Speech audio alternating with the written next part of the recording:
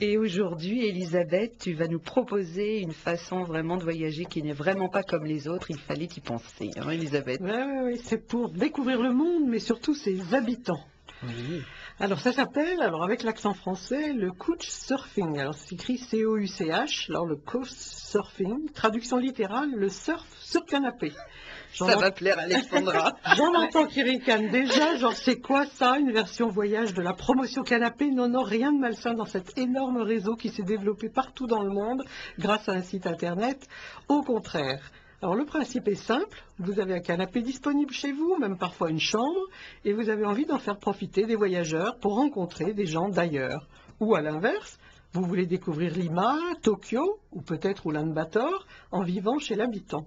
Eh bien c'est parti, vous vous inscrivez sur le site Couchsurfing en précisant ce que vous offrez ou ce que vous recherchez, qui vous êtes, un peu vos goûts, vos habitudes, voire vos horaires de vie, et vous voyez venir. Mais il n'y a jamais de dérapage? Il n'y a jamais, c'est la première question qu'on se pose. Alors, j'ai pas testé tous les canapés du monde, mais l'intérêt d'un site comme celui-là, Couchsurfing, toujours en version française, est qu'il s'agit d'un site dit communautaire, où après chaque séjour, on peut laisser ses commentaires sur l'hôte qui vous a reçu, ou sur les voyageurs à éviter. Inutile donc de dire que sur ce site, les mauvais coucheurs sont vite repérés. Alors le conseil de base, c'est d'éviter les offres trop peu détaillées et sans commentaires.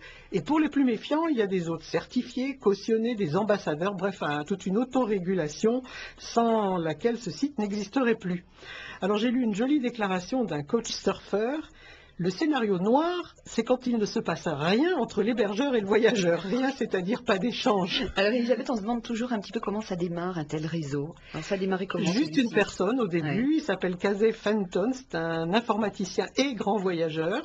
La légende veut qu'en l'an 2000, il visitait Reykjavik en Islande et que plutôt que d'aller à l'hôtel tout seul, il a préféré chercher à contacter des étudiants pour être hébergé, mais surtout pour rencontrer des gens, partager leur vie quotidienne. Alors, comme c'est un bon informaticien, il a envoyé 1500 mails bien ciblés et tout, ça a marché, et il en est revenu plus convaincu que jamais que l'intérêt principal des voyages, ce sont les relations humaines, et qu'il fallait faire quelque chose pour aider les gens à communiquer et se rencontrer.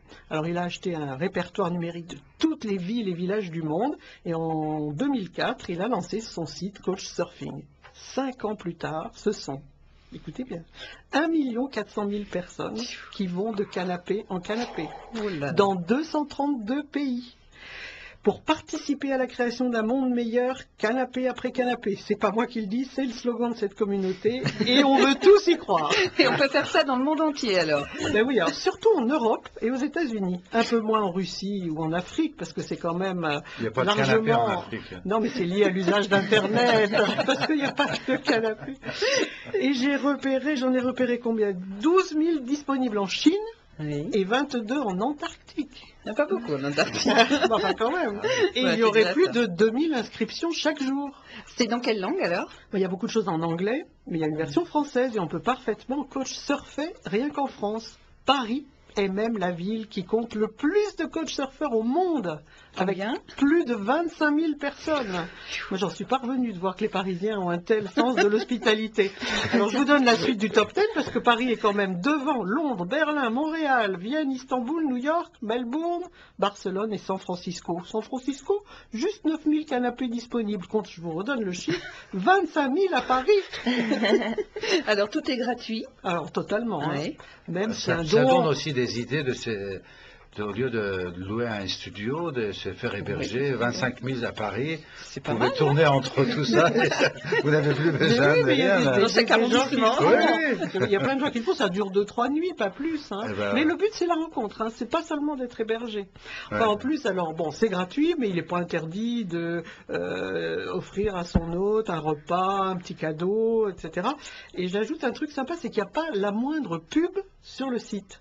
On verra bien pour combien de temps ces couchsurfers resteront des idéalistes. Et qui a l'idée de voyager comme ça alors? Surtout les étudiants, il faut dire.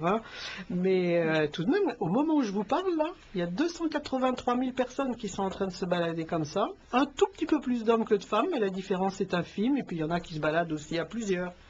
La moyenne d'âge, ça donne bien une idée de la modernité de ce type de voyage. Plus de 43% ont moins de 24 ans. Et au total, 73% moins de 29 ans. Mais dans leur statistiques. J'ai même repéré 287 personnes entre 80 et 89 ans. C'est pas beau ça? Alors bon voyage à tous, en tout cas Bon bonne canapé. rencontre. Et on a mis en ligne un reportage de Bakshish.tv qui montre une famille française, visiblement modeste, qui accueille une jeune néo-zélandaise pour montrer à leurs enfants que le monde ne se limite pas à leur seul horizon, même s'ils n'ont pas les moyens de voyager.